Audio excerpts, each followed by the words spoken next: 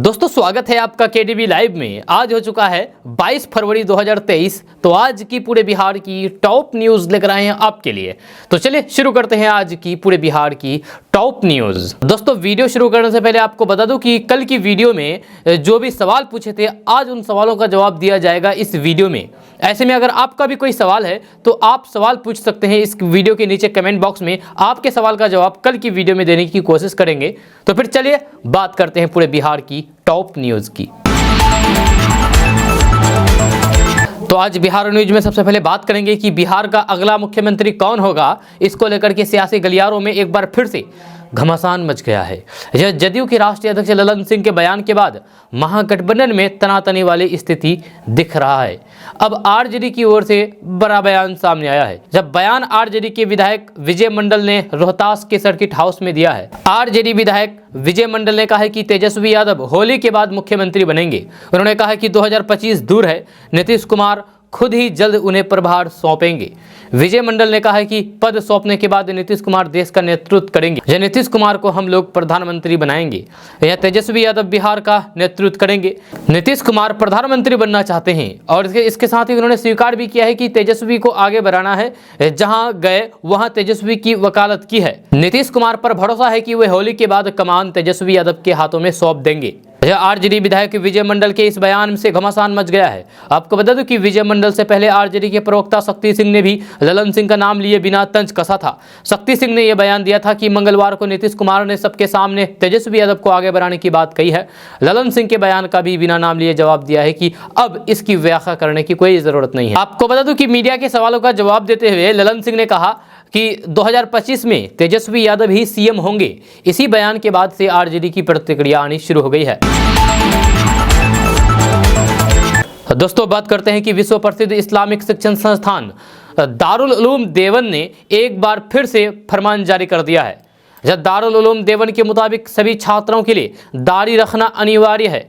जब वहीं संस्था ने दाढ़ी काटने वाले 4 छात्रों को निष्कासित कर दिया है। दारुल उलूम देवबंद प्रबंधन ने न सिर्फ सभी छात्रों को दाढ़ी रखने का अनिवार्य कर दिया है बल्कि दाढ़ी कटवाने वाले 4 छात्रों को निष्कासित भी कर दिया है। दारुल उलूम देवबंद की इस कार्रवाई से मदरसों के छात्रों में हरकंप मच गया है।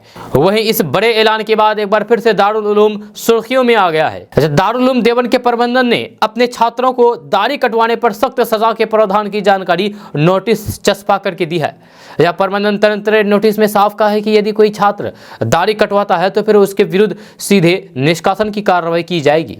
इसी महीने इस इल्जाम में 4 छात्रों पर की गई कार्रवाई की जानकारी भी प्रबंधन तंत्र की ओर से नोटिस में दी गई है। आपको बता दूं कि वर्ल्ड फेमस इस्लामिक शिक्षण संस्थान दारुल उलूम देवबंद में न सिर्फ दुनिया भर के मुस्लिम छात्र इस्लामिक तालीम हासिल कर रहे हैं बल्कि दारुल उलूम का फैसला दुनिया भर के मुसलमानों के लिए अहम माना जाता है।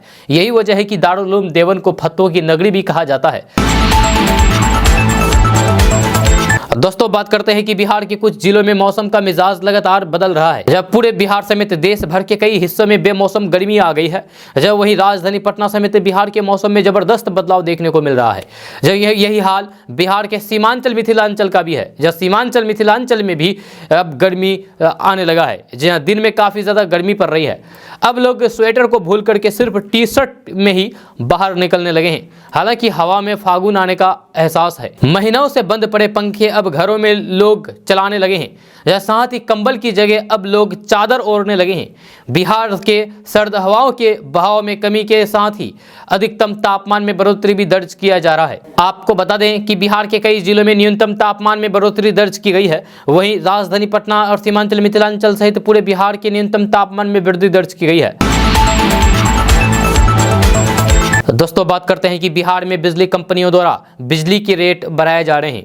जब साल 2021-22 में जहां बिजली खरीद की प्रति यूनिट लागत 5.25 रुपये थी, वहीं 2023-24 में 20% बढ़कर के 6 रुपये 30 पैसे प्रति यूनिट होने का अनुमान लगाया है।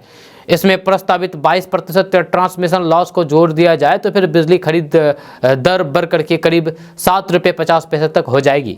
जब फिलहाल बिहार सरकार उपभोक्ताओं को सब्सिडी दे रही है। जब दोनों बिजली और आपूर्ति कंपनियों ने 2021-22 में बिजली खरीद पर 17,877 करोड़ रुपये खर्च किए थे, मगर 2023-24 में ऊर्जा खरीद पर 21,836 करोड़ रुपये खर्च होने का अनुमान लगाया गया है। दोस्तों बात करेंगे कि होली में बिहार यानी कि अपने घर जाने की सोच रहे यात्रियों के लिए रेलवे की तरफ से एक बुरी खबर सामने आई है, जहां आईआरसीटीसी ने ट्रेन में मिलने वाले खाने पीने की चीजों के दाम में बढ़ोतरी कर दी है। जब रेलवे का कहना है कि ऐसा करने के पीछे का सबसे बड़ा कारण है कि विभाग खाने की क्वालिटी में सुधार कर रहा है, इसीलिए कीमतों में बढ़ोतरी की गई है। जिन प्रोजेक्ट पर कीमतें बढ़ाई गई है उसमें दाल, रोटी, डोसा और सैंडविच समेत करीब 70 व्यंजन हैं। हालांकि रेलवे की तरफ से इसमें कुछ टर्म एंड कंडीशन भी रखा गया है जिससे यात्रा करने वाले व्यक्ति को राहत मिलेगी। आपको बता दूं कि रेलवे हर रोज क्वालिटी को बेहतर करने के लिए काम कर रहा है। स्टेशन पर साफ सफाई से लेकर के वहां पर मौजूद दुकानों को नियम फॉलो करने के लिए प्रोत्साहित करने का भी काम कर रहा है। रेलवे ने आम जनता को फिर से महंगाई का झटका दिया है। एक दो नहीं बल्कि एक साथ 70 खाने पीने वाले चीजों के दाम में बढ़ोतरी कर दी है। आपको बता दूं कि रेलवे की तरफ से स्टेशनों पर मौजूद फूड स्टॉक की कीमतों में कोई भी बदलाव नहीं किया है, यानी कि रेलवे स्टेशन पर पहले के मुताबिक ही कीमत पर खाना मिल सकेगा। ये नियम सिर्फ यात्रा के दौरान ट्रेन में पेंट्री वालों से खाने के लिए ऑर्डर करने पर ही लागू होगा, जहाँ ट्रेन में मिलने वाले अलग अलग आइटम पर 2 रुपये से लेकर के 25 रुपये तक की बढ़ोतरी की गई है। दोस्तों बात करते हैं कि 25 फरवरी को पूर्णिया के रणभूमि मैदान में महागठबंधन की विशाल रैली होने वाली है।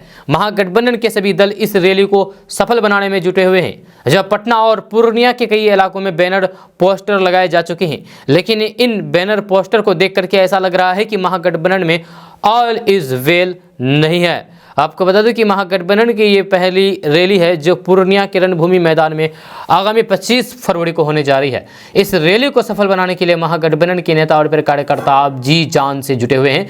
कई जगहों पर बैनर पोस्टर लगाए जा चुके हैं और कई जगहों पर भी अभी भी लगाए जा रहे हैं। यह कांग्रेस द्वारा लगाए गए बैनर पोस्टर में राहुल गांधी दिख रहे हैं, लेकिन महागठबंधन के अन्य घटक दल द्वारा लगाए गए होर्डिंग में सहयोगी दल कांग्रेस के नेता राहुल गांधी को जगह नहीं दी गई है। यूं कहें कि महागठबंधन की रैली वाले बैनर पोस्टर से राहुल गांधी का फोटो ही गायब कर दिया गया है। हालांकि सोनिया गांधी और फिर कांग्रेस अध्यक्ष मल्लिकार्जुन को जगह दी गई है, लेकिन राहुल गांधी को गायब कर दी गई है। वहीं कांग्रेस की ओर से लगाए गए बैनर पोस्टर में राहुल गांधी का फोटो लगाया गया है। अन्य दलों द्वारा लगाए गए बैनर पोस्टर में राहुल गांधी गायब हैं, जिसे देख करके कहा जा सकता है कि महागठबंधन में कुछ ठीक नहीं चल रहा है। तो दोस्तों बात करते हैं कि कभी नीतीश कुमार लालू परिवार को बिहार के लिए कलंक कहा करते थे। आज स्थिति यह है कि अपनी कुर्सी को बनाए रखने के लिए मुख्यमंत्री जी को उसी कलंक के टीके को अपने माथे पर लगाना पड़ रहा है। इसी टीके को माथे पर लगा करके वे पूरे प्रदेश में घूम रहे हैं। ये कहना है विधान परिषद के नेता प्रतिपक्ष सम्राट चौधरी का। ये बातें उन्होंने बांका में मीडिया कर्मियों से बातचीत करने के दौरान कही है। जब सम्राट चौधरी मुख्यमंत्री नीतीश कुमार पर तीखा हमला करते हुए कहा है कि बिहार में लॉ एंड ऑर्डर पूरी तरीके से चरमरा गई है। कल तक मुख्यमंत्री द्वारा लालू प्रसाद यादव के कार्यकाल को कलंक बताते थे, आज उन्हीं के साथ गलबगिया किए हुए हैं। वर्तमान समय में नीतीश कुमार का सुपर पावर अब लालू प्रसाद यादव है, इसलिए अब मुख्यमंत्री बिहार का विकास कर ही नहीं सकते हैं। दोस्तों बात करते हैं कि आधार कार्ड देश में अपनी पहचान बताने के लिए काफ़ी महत्वपूर्ण दस्तावेज है। इसका प्रयोग लगभग हर काम में होता है।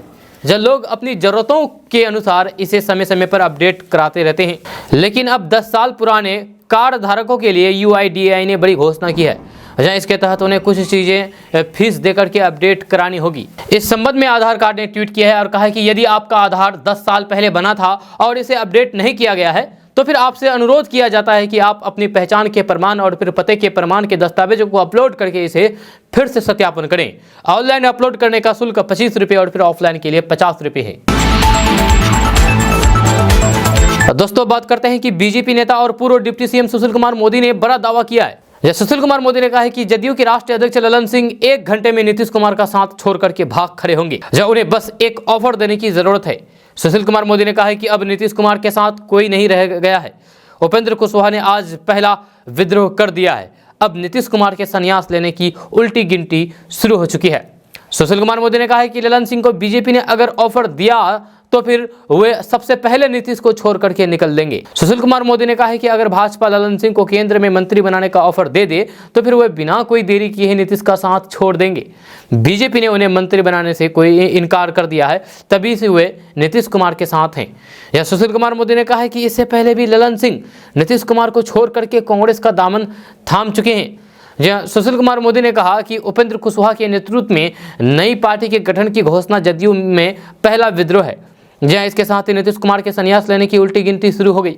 जहां सुशील कुमार मोदी ने कहा है कि नीतीश कुमार ने अपनी पार्टी को विश्वास में लिए बिना राजद के तेजस्वी प्रसाद यादव को अपना उत्तराधिकारी घोषित किया है, जिससे जदयू का कोई विधायक संतुष्ट नहीं है। यह अलग बात है कि जदयू के विधायक विधानसभा की सदस्यता छीन जाने के डर से नीतीश कुमार के खिलाफ बोल नहीं पा रहे हैं, लेकिन तेजस्वी यादव को नेता मानने के लिए कोई भी तैयार नहीं है। तो दोस्तों, अब वक्त हो चला है आपके सवालों के जवाब देने का। तो हम एक एक करके आपके सवाल लेंगे और सवालों का जवाब देने की पूरी कोशिश करेंगे। तो आप लोगों ने कल की वीडियो में जो भी सवाल पूछे थे उन सवाल का जवाब अभी हम देंगे। तो सबसे पहले सवाल लेते हैं। लिखती है बबीता कुमारी जी, लिखती हैं कि बिहार दारोगा का 2023 में कब बहाली होगा। तो इसके लिए कोई नोटिफिकेशन नहीं आया है, लेकिन हाँ, बिहार सरकार की तरफ से कहा गया है कि बिहार पुलिस में ज़बरदस्त बम्पर बहाली होगी और इसमें किन किन पदों पर बहाली होगी, कौन कौन से पद में बहाल किए जाएंगे, ये भी स्पष्ट नहीं किया गया है। ठीक है, जब भी बहाली के लिए कैबिनेट में प्रस्ताव पारित किया जाएगा और नोटिफिकेशन जारी किया जाएगा तो केडीबी लाइव के माध्यम से बता दिया जाएगा। आप केडीबी लाइव देखते रहें। उसके बाद अगला सवाल लेते हैं। लिखते हैं गौरी संकरेश, लिखते हैं कि ई श्रम कार्ड क्या है। तो ई श्रम कार्ड मजदूरों के लिए बनाया जाता है। जो मजदूर वर्ग के लोग हैं उनको ई श्रम कार्ड के तहत तरह तरह के लाभ दिए जाते हैं और जो भी मजदूर का पैसा है तो उन्हें ई श्रम कार्ड के द्वारा ही दिया जाता है। उसके बाद अगला सवाल लेते हैं। लिखते हैं मोहम्मद रिजवान जी, लिखते हैं कि फिरदौस गनी जी, अस्सलाम वालेकुम, बिहार के रहने वाले हैं, अहमदाबाद से बोल रहा हूँ। सहारा इंडिया का पैसा कब मिलेगा, इसकी पूरी जानकारी दे। कब से कमेंट कर रहा हूं, आप मेरे सवाल का जवाब नहीं दे रहे हैं। तो जी, आपके सवाल का जवाब अभी देंगे। अभी आपको बताएंगे कि सहारा इंडिया का पैसा आपको कब मिलेगा। तो आपको बता दूं कि सहारा इंडिया का अभी केस चल रहा है पटना हाई कोर्ट में और भी बहुत सारे कोर्ट में केस चल रहा है। अब इस केस की जब सुनवाई होगी, फाइनल जब सुनवाई पूरी हो जाएगी, उसके बाद ही कहा जा सकता है कि आपको पैसा कब मिलेगा, लेकिन अभी पेंडिंग में पड़ा हुआ है। सहारा का जो प्रमुख है सुब्रत राय, उनका कहना है कि सभी का पैसा वापस लौटाया जाएगा, किसी का भी पैसा नहीं बुड़ेगा, आप भरोसा रखें। ये सहारा प्रमुख का कहना है।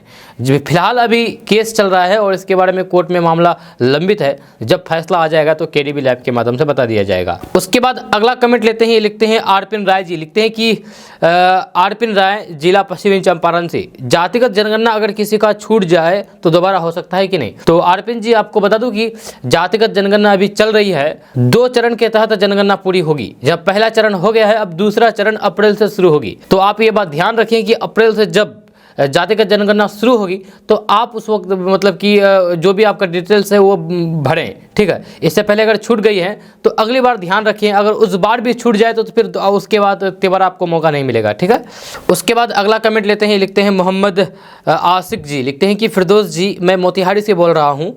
तेजस्वी यादव ने बोला था कि वृद्धा पेंशन का पैसा 1000 रुपये करेंगे जब मेरी सरकार आ जाएगी, तो अब तक नहीं आया है, उसके बारे में बताइए। आसिक जी लिखते हैं। तो मोहम्मद आसिक जी, आपको बता दूं कि नेताओं का ये काम है वोट के समय बहला फुसला करके वोट लेना, तरह तरह के प्रलोभन दे करके वोट लेना। जब नेता जीत जाते हैं चुनाव तो फिर ये सब अधिकतर नेता वादा भूल जाते हैं। वृद्धा पेंशन का पैसा बढ़ाएगा कि नहीं, ये भी कहा नहीं जा सकता है, क्योंकि इसके बारे में कोई भी बातचीत नहीं चल रही है। उसके बाद अगला सवाल लेते हैं। लिखते हैं मोहम्मद शमसुल आलम जी, लिखते हैं कि उपेंद्र कुशवाहा ने जो नई पार्टी बनाई है लोक जनता दल, इससे गठबंधन को कितना फर्क पड़ सकता है, महागठबंधन को कितना फर्क पड़ सकता है। तो मोहम्मद शमसुल आलम जी, ये तो हम नहीं कर सकते, लेकिन एक आकलन बता सकते हैं कि उपेंद्र कुशवाहा की पार्टी से महागठबंधन को फर्क नहीं पड़ने वाला है शायद। जी हाँ, क्योंकि इतना भी आसान नहीं है। उपेंद्र कुशवाहा इससे पहले 8 बार पार्टी बदल चुके हैं और 3 बार नई पार्टी अपना पार्टी बना चुके हैं। जहाँ उससे पहले कुछ हुआ नहीं तो अब क्या होगा।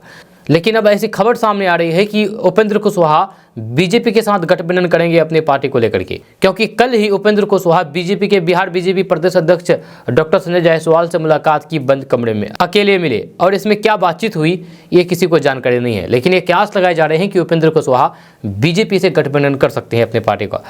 उसके बाद अगला सवाल लेते हैं। लिखते हैं बेबी देवी जी, लिखते हैं कि बिहार 10th क्लास का रिजल्ट कब निकलेगा। अभी तो मतलब कि एग्जाम ही चल रहा है, कल तो एग्ज़ाम ख़त्म हुआ है, तो इतना जल्दी थोड़ी ना निकल जाएगा। 1-2 महीना वेट कीजिए, आ जाएगा। मार्च नहीं तो फिर अप्रैल तक तो आ ही जाएगा। तो दोस्तों, सवालों के जवाब का सिलसिला यहीं पर रोक देते हैं, और जिसका भी सवाल अभी बाकी है रह गया है आगे इसी वीडियो में कवरेज किया जाएगा। तो ऐसे में अगर आपका भी कोई सवाल है तो इस वीडियो के नीचे कमेंट कर सकते हैं और आपके सवाल का जवाब देने की पूरी कोशिश करेंगे कल की वीडियो में। तो अभी आप सवाल करें तो फिर चलिए डेली न्यूज़ की ओर। दोस्तों बात करते हैं कि उपेंद्र कुशवाहा की ओर से नई पार्टी के गठन के ऐलान के बाद से ऐलान होने पर उपेंद्र कुशवाहा के समर्थक में जश्न का माहौल है। समर्थकों ने पटाखे छोड़ते हुए एक दूसरे को मिठाई खिला करके बधाई दी है। आपको बता दूं कि सोमवार को पूर्व केंद्रीय मंत्री उपेंद्र कुशवाहा ने जदयू की रवैये को देखते हुए कुशवाहा ने समर्थकों के साथ 2 दिवसीय बैठक करने के बाद नई पार्टी का ऐलान किया, जिसका नाम राष्ट्रीय लोक जनता दल रखा गया है। दोस्तों बात करेंगे कि बदलते समय के साथ बिहार में पुलिसिंग के तौर तरीके बदल रहे हैं। इसको देखते हुए क्राइम कंट्रोल के लिए सोशल मीडिया का उपयोग प्रमुख रणनीति के तहत करने की योजना पुलिस ने बनाई है। इसे लेकर के पुलिस ने सभी छोटे बड़े जिलों को सोशल मीडिया पर अपना अकाउंट बनाने का आदेश दिया है। जब पुलिस मुख्यालय की तरफ से कहा गया है कि खास तौर से फेसबुक और ट्विटर पर अनिवार्य रूप से अकाउंट बनाना है और इसे लगातार सक्रिय भी रखना है। जहाँ लिंक्डइन, यूट्यूब समेत ऐसे अन्य सोशल मीडिया प्लेटफॉर्म पर भी अगर कोई जिला अकाउंट बनाता है तो फिर वह भी ठीक है, परंतु सभी अकाउंट को लगातार अपडेट रखना है। जहाँ जिले के सभी थाने रोजाना की बड़ी और फिर चर्चित उपलब्धियों का विवरण उस अकाउंट पर डालेंगे।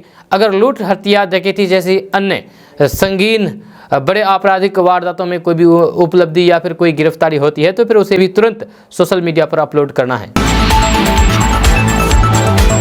दोस्तों बात करते हैं कि बिहार पुलिस ने एक ऐसे आपराधिक गिरोह का खुलासा किया है जिसके द्वारा सुंदर लड़कियों के सहारे नेशनल हाईवे पर लूट की घटना को अंजाम दिया है। जी हाँ, दिया जाता है। वहीं इस गिरोह का खुलासा करके पुलिस ने कुख्यात समेत 11 शातिर अपराधियों को गिरफ्तार कर लिया है, जिनमें 2 लड़कियां भी शामिल है। जहाँ यानी कि लड़कियों को हाईवे पर खड़ा कर दिया जाता है, जिससे लड़कियों के इशारे पर गाड़ी वाले रोकते हैं। उसके बाद ये लुटेरे छुप करके रहते हैं। गाड़ी रुकते ही लुटेरे दौड़ करके गाड़ी से लूटपाट की घटनाओं को अंजाम दिया जाता है। जब मिली जानकारी के अनुसार इनके पास से 4 हथियार, 3 चाकू, 5 कारतूस, लूटी गई कार और 11 लूटी गई मोबाइल सहित कई सामान बरामद किए हैं।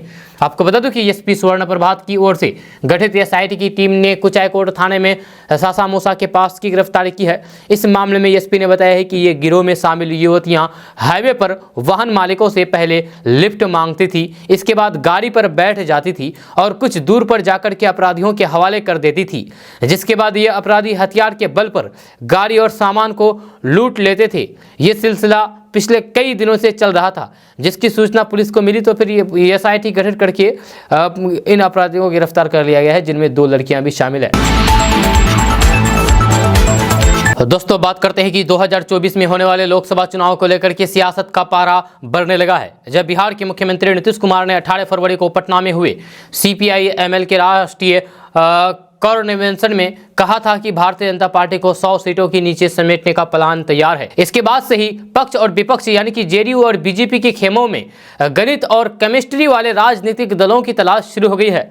सूत्रों की माने तो जदयू गठबंधन 2024 के लिए नए तरीके और फिर कलेवर के साथ तैयारी करने में जुटा हुआ है। तो फिर वहीं बीजेपी भी अपने गठबंधन के साथियों की तलाश और फिर उनके अपने साथ लाने में जुटा है। राजनीतिक पंडित तो यहां तक कह रहे हैं कि इस बार बिहार में 2024 का चुनाव दिलचस्प होने जा रहा है। कहा तो यह भी जा रहा है कि आगामी लोकसभा चुनाव जेडीयू महागठबंधन वर्सेस बीजेपी महागठबंधन होने जा रहा है। ये तमाम बातें उस वक्त से होने लगी थी जब चिराग पासवान को केंद्र सरकार ने जेड कैटेगरी की सुरक्षा दी। अटकलें तो यहां तक लगाई जाने लगी कि संभावित कैबिनेट विस्तार में चिराग पासवान को मंत्री पद मिल सकता है। हालांकि अभी तक कैबिनेट विस्तार हो नहीं सका। दरअसल बिहार में जातिगत समीकरण को लेकर के बीजेपी बड़े स्तर पर काम करने में जुटी हुई है। सूत्रों के मुताबिक चिराग पासवान के बाद बीजेपी अपने नए गठबंधन के साथ ही मुकेश सहनी को भी अपनी ओर लाने में जुटी हुई है। दोस्तों बात करते हैं कि बिहार के प्राथमिक और माध्यमिक विद्यालय में खाली पड़े 2.25 लाख से अधिक पदों के लिए प्रभावित नई नियमावली को सामान्य प्रशासन और फिर नगर विकास विभाग ने हरी झंडी दे दी है। यह शिक्षक नियमावली को कैबिनेट में लाने से पहले ये बड़ी सफलता मानी जा रही है। अपर मुख्य सचिव दीपक कुमार सिंह की अध्यक्षता में सोमवार को शिक्षा विभाग की उच्च स्तरीय समीक्षा समिति ने इस पर विचार मंथन किया है। दरअसल विभाग के सामने सबसे बड़ी चुनौती अनुमति से पहले विभागों की तरफ से पूछे जा रहे सवालों के उत्तर तैयार रखना है। जब फिलहाल विभाग चाहता है कि इसी माह हर हाल में नियमावली को कैबिनेट के पास करा लिया जाए। दोस्तों बात करते हैं कि पटना में आयोजित किसान समागम में पहुंचे मुख्यमंत्री नीतीश कुमार कल अचानक भड़क गए। जिले से आए किसान मंच से सरकार को अपना सुझाव दे रहे थे। जब मंच पर बैठे नीतीश कुमार सभी सुझाव को ध्यानपूर्वक सुन रहे थे। इसी बीच सरकार को सुझाव दे रहा एक किसान अपने संबोधन में बार बार अंग्रेजी शब्दों को इस्तेमाल कर रहा था। जब किसान को अंग्रेजी भाषा बोलता देख करके नीतीश कुमार अचानक भड़क गए और कुर्सी पर बैठे बैठे ही किसान को नसीहत दे दी। सीएम नीतीश कुमार ने किसान से पूछ डाला है कि वह इंग्लैंड में रहता है क्या। नीतीश कुमार ने कहा है कि यह इंग्लैंड नहीं बल्कि बिहार है। अपने राज्य की भाषा हिंदी में बोलिए, अंग्रेजी में नहीं। इस दौरान किसान मुख्यमंत्री से क्षमा याचना करते दिखे। किसान की अंग्रेजी सुनकर के भड़के मुख्यमंत्री नीतीश कुमार ने कहा है कि हो क्या गया है आपको, अपने राज्य और देश की हिंदी भाषा को भूल जाइएगा। क्या आश्चर्य लग रहा है आपको कि बिना मतलब का ये अंग्रेजी बोल रहे हैं। आप किसान हैं, खेती करते हैं, खेती तो आम आदमी करता है ना।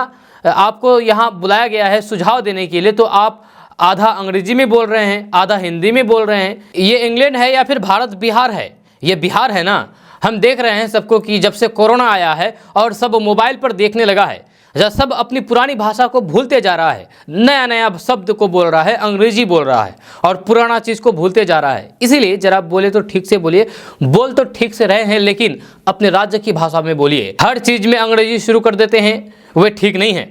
ये का मतलब है जी, दुनिया भर का एक ही भाषा है, इंग्लिश है क्या? जो हिंदुस्तान पर राज किया उसी का भाषा बोल रहे हैं सब। इस सब पर जरा ध्यान दीजिए। हिंदी में बोलिए। अपने राज्य बिहार में है, भारत में है तो हिंदी में बोलिए, ना कि अंग्रेजी में बोलिए। ये सारी बातें मुख्यमंत्री नीतीश कुमार ने एक किसान को जम करके फटकार लगाई है भरी सभा में ये बातें कहकर। दोस्तों बात करेंगे कि उपेंद्र कुशवाहा ने जदयू छोड़ करके अपनी पार्टी बना ली है, लेकिन असली खेल अब शुरू हुआ है। उनके आउट होते ही जदयू के नेताओं में टेंशन है। जदयू के नेताओं के बयान से ये साफ झलक रहा है। आरजेडी और जदयू में फिर से टूट होगी या नहीं, लेकिन ये तय हो गया है कि 2024 का लोकसभा चुनाव बहुत कुछ तय कर देगा। जदयू के साथ साथ आरजेडी के नेताओं के बयान से सीएम पद को लेकर के सोमवार को तनातनी दिखी। सोमवार को उपेंद्र कुशवाहा ने प्रेस कॉन्फ्रेंस करके जदयू से इस्तीफा दे दिया है। जब नई पार्टी का ऐलान भी हो गया है। उनके जाने के बाद से ही अब बिहार में अगले सीएम पद को लेकर के सवाल उठने लगा है। जदयू के राष्ट्रीय अध्यक्ष ललन सिंह ने भी सोमवार को प्रेस कॉन्फ्रेंस किया। उपेंद्र कुशवाहा के आरोपों पर उन्होंने मीडिया को अपना जवाब दिया है।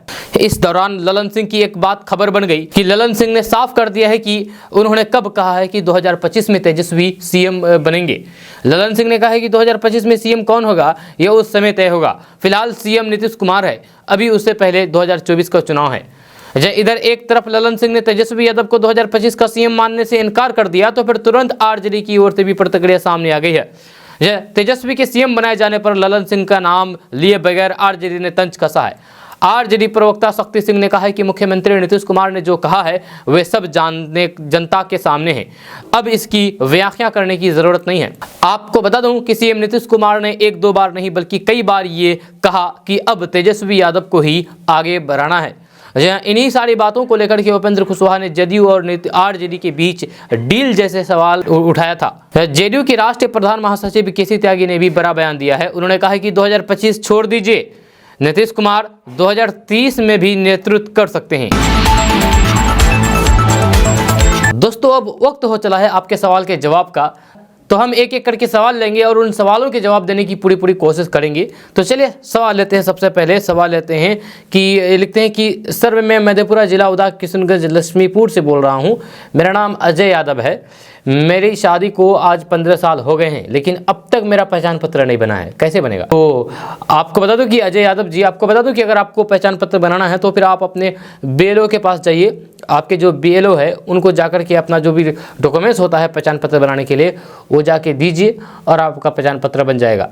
अभी अगर नहीं बनता है तो फिर उसका एक समय होता है, निश्चित डेट होता है, उस डेट के तहत ही आपको अपना डॉक्यूमेंट्स देना होगा पहचान पत्र बनाने के लिए। और वो डेट अक्सर इलेक्शन के टाइम होता है, निकलता है, तो आप इंतजार कीजिए इलेक्शन का या फिर अभी जाकर के पता कर सकते हैं। अब अगला सवाल लेते हैं। ये लिखते हैं श्याम किशोर राय जी, लिखते हैं कि आपसे एक सवाल है सर कि 500 रुपये बदलना है, 500 रुपये बदलना है, मतलब क्या बदलना है? रुपये फर उठ गया है क्या? क्या हुआ, अगर मान के लिए आपका नोट कट गया है, फट गया है, तो आप उसको बदल सकते हैं बैंक में जा कर के। अगर नोट जल गया है तो फिर आपका नोट बदला नहीं जाएगा। उसके बाद अगला सवाल लेते हैं, लिखते हैं सिकंदर कुमार जी, लिखते हैं कि सर मैं सिकंदर कुमार यादव सुपौल से हूँ, सर क्या हमें सहारा इंडिया का पैसा मिलेगा कि नहीं। तो सिकंदर जी, इससे पहले भी एक भाई ने सवाल किया था और उस सवाल का जवाब दे दिया गया है, आप वीडियो को देख सकते हैं। आपको फिर भी बता दूं कि सहारा इंडिया का पैसा अभी आपको नहीं मिलेगा, क्योंकि अभी ये केस चल रहा है, इस पर पटना हाईकोर्ट में केस चल रहा है। जब सुनवाई होगी उसके बाद फिर जब फैसला आ जाएगा तो फिर आपको पैसा मिल सकता है, लेकिन पैसा डूबेगा नहीं, ये सहारा इंडिया का प्रमुख जो है सुब्रत राय, उनका कहना है। उसके बाद अगला कमेंट लेते हैं, लिखते हैं अबू नसर खान जी, लिखते हैं कि फिरदौस भाई मैं अबू नसर अररिया से, आप अपनी शुरुआती जीवन की कहानी बताए थे तो फिर बहुत दुख हुआ, लेकिन अब आप इतना आगे बढ़ गए हैं, मैं बहुत खुश हूँ कि आप को आगे बढ़ते हुए देख करके। मेरा कमेंट लंबा है, जवाब ज़रूर देना वीडियो में प्लीज़। तो आपका बहुत बहुत शुक्रिया भाई। और बाकी मतलब कि मेहनत बहुत ज़रूरी है, किसी भी काम को दिल से और मेहनत से करेंगे तो ज़रूर सफलता मिलती है, और आगे इसी तरीके से मेहनत जारी रहेगा, आप लोगों को खबर दी जाती रहेगी पूरे बिहार की। उसके बाद अगला सवाल लेते हैं, लिखते हैं श्याम किशोर राय जी का कि good morning sir. Good morning भाई। उसके बाद अगला सवाल लेते हैं, ये लिखते हैं नंदी चौपाल जी, लिखते हैं कि गुड मॉर्निंग सर। तो गुड मॉर्निंग जी। अब अगला सवाल है, ये लिखते हैं मौलाना अब्दुल्ला जी, लिखते हैं कि फिरदौस जी उर्दू नहीं जानते हैं क्या। जी बिल्कुल उर्दू जानते हैं, आप उर्दू में लिखे हैं तो हम उर्दू में इसको पढ़े हैं, उर्दू जानते हैं। उसके बाद अगला सवाल लेते हैं, लिखते हैं कि शंकर कुमार, लिखते हैं कि भाई हम शंकर कुमार, हम क्लास 9 का स्टूडेंट हूँ, क्लास 9 का फाइनल एग्ज़ाम कब होगा। तो ये बहुत जल्द होने वाला है, क्योंकि बोर्ड एग्ज़ाम चल रहा है अभी, बोर्ड एग्ज़ाम ख़त्म होने के बाद फिर आप लोगों का एग्ज़ाम होगा। दोस्तों सवालों के जवाब का सिलसिला यहीं पर रोक देते हैं, जिसका भी सवाल रह गया है आगे इसी वीडियो में कवर किया जाएगा। ऐसे में अगर आपका भी कोई सवाल है तो फिर आप नीचे कमेंट करके अपना सवाल पूछ सकते हैं, हम आपके सवाल का जवाब देने की पूरी हम आपके सवाल का जवाब कल की वीडियो में देने की पूरी कोशिश करेंगे। तो ऐसे में अगर आप इस वीडियो को अभी तक लाइक नहीं किए तो वीडियो को लाइक कर दीजिए और चैनल को सब्सक्राइब कर दीजिए। तो चलिए फिर डेली न्यूज़ की ओर। दोस्तों बात करते हैं कि भारतीय जनता पार्टी छपरा में एक दिवसीय विरोध प्रदर्शन, धरना प्रदर्शन का आयोजित किया गया। धरना प्रदर्शन को संबोधित करते हुए नेता प्रतिपक्ष विजय कुमार सिन्हा ने बिहार में जाति और फिर सांप्रदायिक तनाव की बढ़ती घटनाओं पर चिंता जताई है। यह छपरा में प्रतिदिन अपराधी घटनाओं को अंजाम दिया जा रहा है तथा प्रशासन उन्हें संरक्षित कर रही है, ये चिंता का विषय है, यह चिंतनीय विषय है। प्रशासन की सह पर अपराधी बेलगाम हो गए हैं, यह अपराधी के खिलाफ FIR तक दर्ज नहीं की जा रही है। ऐसा जंगलराज छपरा में नहीं बल्कि पूरे बिहार में चल रहा है। छपरा में राजद समर्थकों द्वारा एक युवक की निर्मम पिटाई करके उसकी जान ले ली गई है। उसके बाद आज तक मुख्य अभियुक्त की गिरफ्तारी नहीं हुई है। पूरे इलाके में भारी तनाव है। हत्या के बाद आक्रोश में क्रुद्ध भीड़ द्वारा की गई घटनाओं की आड़ में निरपराध लोगों को परेशान कर रही है। जहां अपराधियों को पकड़ने के बजाय आम नागरिकों को ही गिरफ्तार किया जा रहा है। ये सारी बातें बीजेपी के नेता यानी कि बिहार विधान परिषद में नेता प्रतिपक्ष विजय कुमार सिन्हा ने कही है। दोस्तों बात करते हैं कि मनरेगा योजना केंद्र सरकार की ओर से गरीब और मजदूरों को रोजगार उपलब्ध करा करके उन्हें संबल प्रदान करने के लिए शुरू की गई थी, लेकिन इसे भी भ्रष्टाचार का बड़ा ही जरिया बना दिया गया है। मामला मशरक थाना क्षेत्र के बंगरा पंचायत के हंसापीर गांव में उप मुखिया शिव कुमार राय के द्वारा लाया गया है। उन्होंने मामले में अधिकारियों से जांच पड़ताल करके आवश्यक कार्रवाई करने की मांग की है। जब मामले में उप मुखिया शिव कुमार राय ने बताया है कि साल 2022 में पंचायत के हंसापीर गांव निवासी राम प्रवेश महतो मनरेगा मजदूर के रूप में कार्यरत दिखाया गया है। वे जिस अवधि में मनरेगा मजदूर के रूप में कार्य कर रहा था, इस दौरान वे गोपालगंज जिले के हथुआ थाना क्षेत्र में अवैध शराब के साथ गिरफ्तार किया गया और अवैध शराब मामले में जेल में बंद रहा। लेकिन मनरेगा कार्य में मुखिया के द्वारा अधिकारियों की मिली भगत से बकायदा उसकी उपस्थिति दर्ज कर रखी है, उसके नाम से पेमेंट भी कर लिया गया है, जो पंचायत में मनरेगा योजना में धांधली करने का जीता जागता उदाहरण है। जब मामले में उप मुखिया शिव कुमार राय ने मीडिया को बताया है कि उनके द्वारा मामले में उचित कार्रवाई की मांग की गई है। दोस्तों बात करते हैं कि दिल्ली से बिहार आ रही एक लड़की से रेलवे स्टेशन पर गलत काम किए जाने का मामला सामने आया है। लड़की के साथ दरिंदगी इस कदर की गई कि वे खून से लथपथ और अचेत अवस्था में रेलवे स्टेशन पर पड़ी मिली। फिलहाल पीड़िता को मेडिकल कॉलेज अस्पताल में भर्ती कराया गया है। यह सूत्रों के अनुसार मूल रूप से बिहार की रहने वाली करीब 21 वर्षीय लड़की किसी ट्रेन से दिल्ली से बिहार आ रही थी, जब देवरिया जिले के भटपारा रानी रेलवे स्टेशन पर रविवार की रात में लड़की उतर गई। उसे किसी रिश्तेदार से मिलना था। इसी दौरान उसके अकेलेपन का फायदा उठाते हुए भटनापरा रेलवे स्टेशन पर ढाबा चलाने वाले एक युवक और उसके साथी ने इस लड़की के साथ सामूहिक गलत काम किया। जब लड़की के साथ दरिंदगी इस कदर की गई वे खून से लथपथ था। वहीं पर अचेत अवस्था में रेलवे स्टेशन पर पड़ा मिला। जीआरपी और फिर आरपीएफ को रेलवे स्टेशन के पास इतनी बड़ी घटना की सूचना राहगीरों से मिली।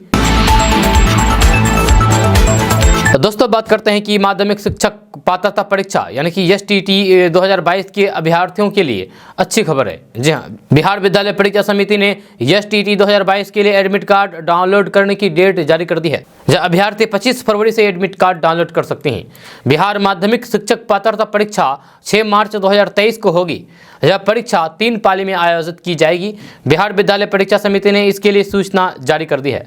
एसटीईटी 2022 में शामिल होने वाले परीक्षार्थी 25 फरवरी से लेकर के 5 मार्च तक एडमिट कार्ड डाउनलोड कर सकते हैं।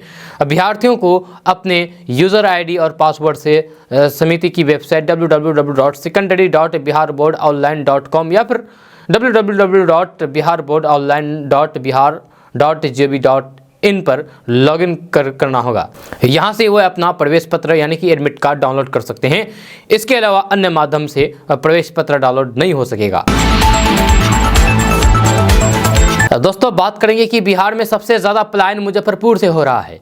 बताया जा रहा है कि भारत निर्वाचन आयोग द्वारा रिमोट वोटिंग को लेकर के विभिन्न राजनीतिक दलों से परामर्श की प्रक्रिया शुरू कर दी गई है। इस कड़ी में आयोग द्वारा अपना मूल निवास छोड़कर के प्रवास कर गए मतदाताओं को चिन्हित किया जा रहा है। जब बिहार में 1,37,000 मतदाता अपने मूल निवास स्थान पर नहीं पाए गए हैं। चुनाव आयोग के पूर्ण निरीक्षित कार्यक्रम के अनुसार सबसे अधिक 11,270 मतदाता मुजफ्फरपुर से और 8,300 मतदाता रोहतास जिले से चिन्हित किए गए हैं। इसके अलावा समस्तीपुर जिले में 7,875 प्रवासी मतदाताओं की पहचान की गई है। दरभंगा जिले से 7,082 मतदाता अपना मूल निवास छोड़ करके बाहर गए थे।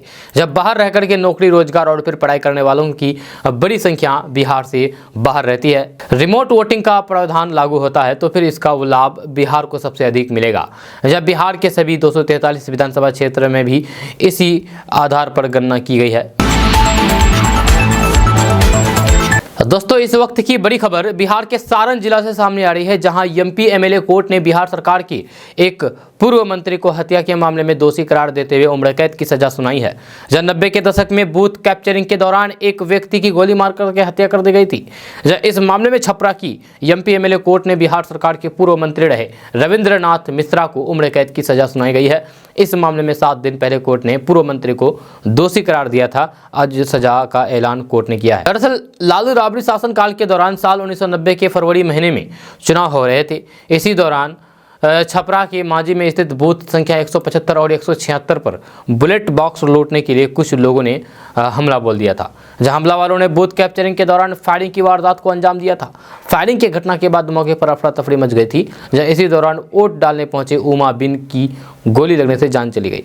जब बूथ कैप्चरिंग और हत्या के इस मामले को लेकर के मांझी थाना में केस दर्ज किया गया था। इसी मामले में निर्दलीय उम्मीदवार रविंद्रनाथ मिश्रा और फिर उनके भाई हरेंद्र मिश्रा को आरोपी बनाया गया था। करीब 33 साल की लंबी सुनवाई के बाद छपरा के एमएलए एमपी कोर्ट ने कांग्रेस कोटे से राबड़ी सरकार में उस वक्त मंत्री रहे रविंद्रनाथ मिश्रा को पिछले दिनों दोषी करार दिया था, जबकि उनके भाई को साक्ष्य के अभाव में बरी कर दिया गया था। मंगलवार को कोर्ट ने अपना फैसला सुनाते हुए पूर्व मंत्री को उम्र कैद की सजा सुनाई और आर्थिक जुर्माना भी लगाया। दोस्तों बात करते हैं कि पूर्णिया में महागठबंधन की 25 फरवरी को प्रस्तावित रैली की सफलता को लेकर के राजद इतना सजग है कि उसने अपने तकरीबन सभी मंत्री मैदान में उतार दिए हैं। बड़े राजनीतिक मकसद के साथ की जा रही इस रैली में मंत्रियों के नेतृत्व में 8 जिले में अनुभवी और फिर कद्दावर नेताओं की तैनाती कर दी गई है। ये सभी मंत्री एवं पदाधिकारी उसी क्षेत्र में अब डेरा जमाएंगे। इससे पहले मंगलवार को महारैली की तैयारी को लेकर के राजद प्रदेश अध्यक्ष जगदानंद सिंह की अध्यक्षता में एक बैठक आयोजित की गई। जी हाँ, बिहार सरकार के मंत्री मोहम्मद इसराइल मंसूरी, विधायक मोहम्मद निहालुद्दीन, पूर्व सांसद अनिल सहनी, अविनाश मंगलम एवं शत्रुघ्न प्रसाद सुमन को अररिया जिला का प्रभारी बनाया गया। मंत्री आलोक कुमार मेहता, कुमार सर्वजीत, विधान पार्षद डॉक्टर सुनील कुमार सिंह, विधायक इजहार अस्फी एवं अरविंद सहनी को पूर्णिया जिला। 25 फरवरी को होने वाली महागठबंधन की इस महारैली को बिहार के मुख्यमंत्री नीतीश कुमार एवं उप मुख्यमंत्री तेजस्वी यादव सहित महागठबंधन के सभी दलों के नेता संबोधित करेंगे। जब बिहार के सीमांचल में आयोजित महागठबंधन की ये रैली ऐतिहासिक और अभूतपूर्व होगी। महागठबंधन के सभी दलों द्वारा इसे सफल बनाने के लिए अपने अपने स्तर से व्यापक जनसंपर्क अभियान चलाया जा रहा है। प्रस्तावित 25 फरवरी के पूर्णिया महारैली को अभूतपूर्व बनाने के लिए राजद सहित महागठबंधन के सभी घटक दलों द्वारा तैयारी चल रही है। राजद प्रवक्ता चित्तरंजन गगन ने बताया है कि राजद के प्रदेश उपाध्यक्ष जगदानंद सिंह द्वारा रैली को ऐतिहासिक रूप में से सफल बनाने के लिए रैली के प्रभाव क्षेत्र वाले सभी जिलों के लिए पार्टी के वरिष्ठ नेताओं को प्रभारी मनोनीत किया गया है। दोस्तों आज का न्यूज़ बस यहाँ तक। कैसा लगा नीचे कमेंट बॉक्स में कमेंट करके जरूर बताइएगा। अगर आप नए आए हैं इस चैनल पर तो फिर चैनल को सब्सक्राइब करके बेल आइकन को प्रेस कर दीजिए। अगर आप इस वीडियो को हमारे फेसबुक पेज पर देख रहे हैं तो पेज को फॉलो कर दीजिए। ऊपर फॉलो बटन दिख रहा होगा आपको, क्लिक करेंगे तो फॉलो हो जाएंगे। तो चलिए मिलते हैं फिर नेक्स्ट वीडियो के साथ। तब तक के लिए जय हिंद, जय बिहार।